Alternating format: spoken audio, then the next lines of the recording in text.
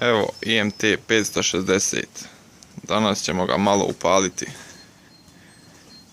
Planiram zamijeniti ovaj prvi most, prve ležajeve, piksne i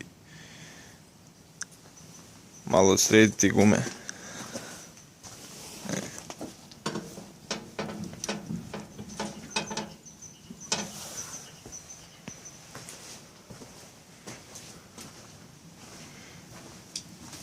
Sad ćemo malo čisto radi reda da nije pratio.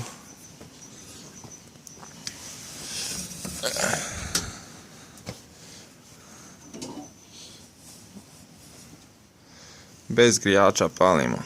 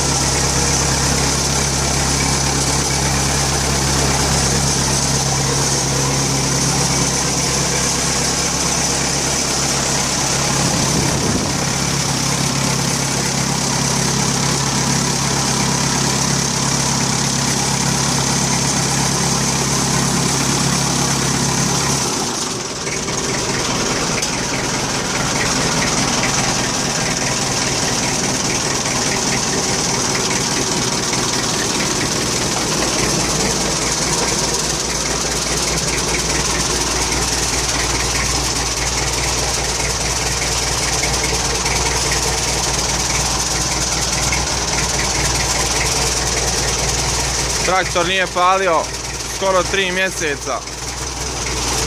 Bez grijača smo palili, Alanser je malo spor.